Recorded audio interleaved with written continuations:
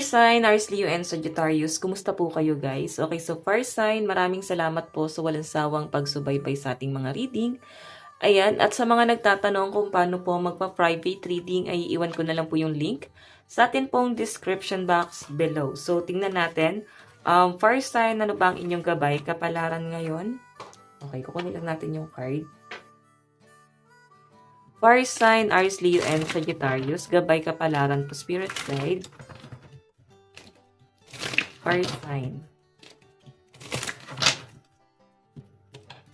Oops.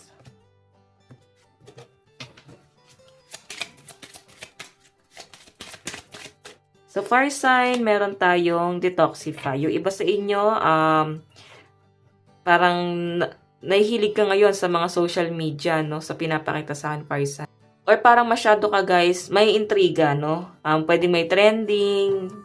Ayan, may trending na nangyayari at para bang gusto mo makisabay sa uso.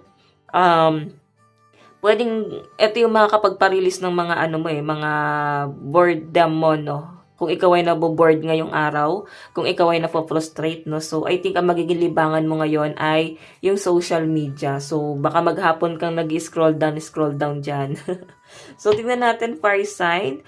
Ayan, basta may hilig ka ngayon sa mga, sa social media, sa mga mobile games, ayan, sa internet, may hilig ka sa ganyan ngayong araw. So, tingnan pa natin, fire sign.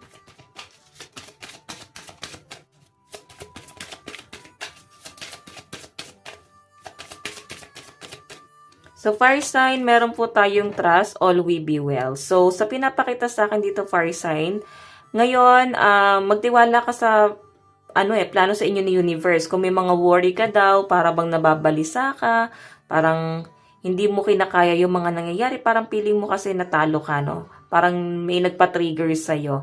Basta may mga worry, may mga doubt kang mararamdaman ngayong araw, pero sinasabi dito ni universe, na magtiwala ka kasi meron siyang plano. Okay? Pwedeng ginagawa to ni universe para ikaw ilagay mo sa maayos yung sitwasyon mo. Okay? Or yung sarili mo. Tingnan pa natin, fire sign. Meron po tayong take a reality check. So, ayan, fire sign, no? Sa sinasabi rito, tignan mo kung ano yung realidad. Ngayon, focus ka sa realidad. Mag-focus ka sa mga nagaganap sa inyo sa totoong buhay, sa pinapakita sa akin. And, ngayon, para bang mas magiging, kay workaholic, kasi mas naka-focus ka dun sa mas kailangan. Kumbaga, iisang tabi mo yung mga nararamdaman mo, kung may mga doubt, agam-agam, mas titignan mo dito yung realidad na parang ito yung mas importante, ito yung mas kailangan gawin, so ito yung mga dapat mong simulan. Okay? So, ayan no, kahit na nanlalata yung iba sa inyo or para bang nawawalan ka ng ganang pumasok ngayon sa trabaho, parang kailangan mong pilitin yung sarili mo, no? Nakikita ko sa inyo, fire sign, para bang magpapaka-busy ka ngayong araw. As in, marami kang gagawin, no? Parang tambak yung trabaho ng mga fire sign ngayong araw. Kasi ikaw mismo gusto mong maging busy at ayaw mo mag-isip ng kung ano-ano. At ayaw mo magkaroon ng space, no? Parang ayaw mo magkaroon ng time para sa ibang bagay. So, tingnan natin, fire sign, ano pang inyong gabay, kapalaran. Gabay, kapalaran po ni fire sign, Aries, Leo, and Sagittarius.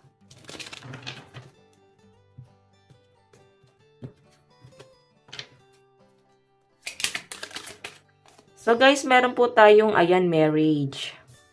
Parang ilang araw na tong marriage na to. Yung iba sa inyo guys siguro naiinggit ka sa mga kaibigan mong nagpapakasal na or pwedeng meron kang kamag-anak, kapamilya, kaibigan na kinakasal, no? Or pwedeng ikaw, napapaisip ka dito kung may plano ba yung person mo na pakasalan ka. Tignan natin. Or pwedeng may isip mo yan. Para meron pa bang tao na magpapakasal sa akin? May tao pa ba ako mapapangasawa? Parang ganon. Yung mga iniisip ng mga fire sign. Meron po tayong goal. Kasi nga, nakapokus ka sa career mo, nakapokus ka sa goal mo, nafe-feel mo dito fire sign na sobrang busy mo at hindi mo na masyadong tinitignan yung love life mo, no? Lalo na sa mga single dito fire sign dahil nga hindi ka ganun nakatingin sa love life mo. Ayan, no? Kagaya na sabi ko kanina, nagpapaka-busy ka, nagpapaka-hardworking ka. So, 'Di ba? Nagpapaka-workaholic ka and nakakaligtaan mo na yung love life mo. Sobrang busy mo, sobrang focus mo sa goal mo. Ngayon guys, sa pinapakita sa akin dito, may mga bagay na magpapatrigger din sa'yo kung bakit gusto mo rin gawin to, kung bakit kailangan mo mag-focus sa goal mo. Kumbaga, mas ibabalyo mo yung sarili mo, mas pahalagahan mo yung sarili mo ngayong araw, okay? Kung may mga bagay na mafe-feel ka na parang bang mag-isa ka, wala ka nang sasandalan, parang um, wala nang kahit na sino yung pwedeng tumulong sa'yo kasi parang mag-isa ka rito. Okay? Parang bonus na lang talaga, Farsa, na merong tao na lumapit sa buhay mo at iyain ka magpakasala, talagang seryoso sa inyo at mamahalin ka. Okay? So, may pinapakita rin sa akin dito, guys, na parang merong isang sitwasyon dito na parang bang napapatrigger sa'yo kasi parang meron kang gustong malaman pero walang, hindi mo alam kung paano mo malalaman yung bagay na yon. Parang may tinatago sa inyo or secret na parang pilit mong inaalam. Ganon. So, tignan natin fire sign pagdating sa inyong finances and careers. So, ang laki number may 6, 18, and 26. Okay. Finances and career pa yung fire sign.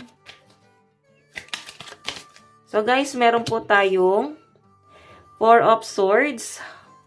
Okay, so yung iba sa inyo, guys, parang tinatamad kang bumangon ngayon, pwedeng maaga kang papasok at parang late ka nang magigising or malilate ka sa trabaho mo. Okay? Gusto mo nang matapos lahat ng trabaho mo kasi nandun ka sa point na parang bang nagkakaroon ng depression yung iba sa inyo or parang nawawalan ka ng ganang maghanap buhay sa pinapakita sa akin. Yung mga bagay na nagpapadown sa'yo. Okay.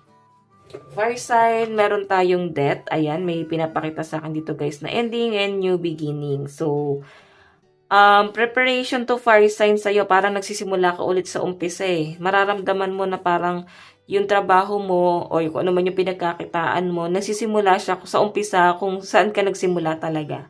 Okay, kaya parang nahihirapan ka dito. Para bang lumalaban ka tapos ito na lang yung kinikita mo. Okay? So, tingnan pa natin. Meron po tayong 6 of Swords, may relocation. Yung iba sa inyo guys, pwedeng mafe-feel mo na parang malas ka sa trabaho mo ngayon. Or kung lumipat ka ng trabaho, parang nafe-feel mo na parang hindi naging maganda yung ano mo doon, katayuan mo, parang minalas ka, parang ganon. Or parang mas naging mabigat, no? Mas nahirapan kang mag-adjust, mas nahirapan kang nakukuha yung goal mo dito.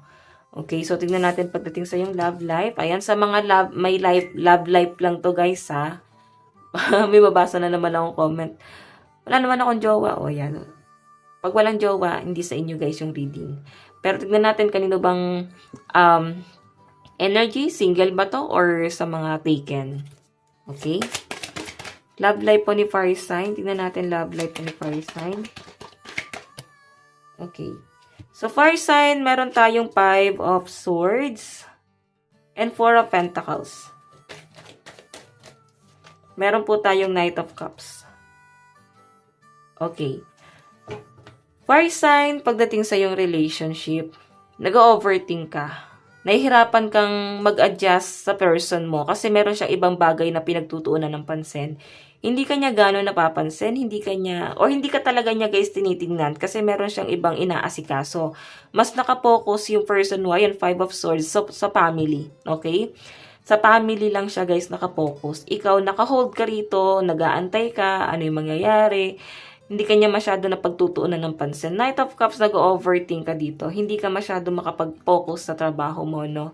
Ayan, 7 of Pentacles. Parang tinitignan mo yung sarili mo na parang sana bumalik na lang ako sa dati. Okay? Parang yung hindi ka nag-overthink, maayos lang ang lahat sa inyo. Siguro may parang may nangyari to fire sign na parang bakit biglang nangyari sa inyo to? Mga ganong scenario. Hindi mo ginusto yung sitwasyon mo ngayon kasi okay ka naman ito mga nakaraan. Okay ka pagdating sa usaping love life. Pero ngayon nag-overthink ka. Sa mga single dito, possible na nag-overthink ka pa rin kahit single ka. Siguro inaalala mo yung nangyari sa'yo sa past. Okay? So, tignan natin guys ang inyong love advice. Tignan natin. Kunin lang natin tong card.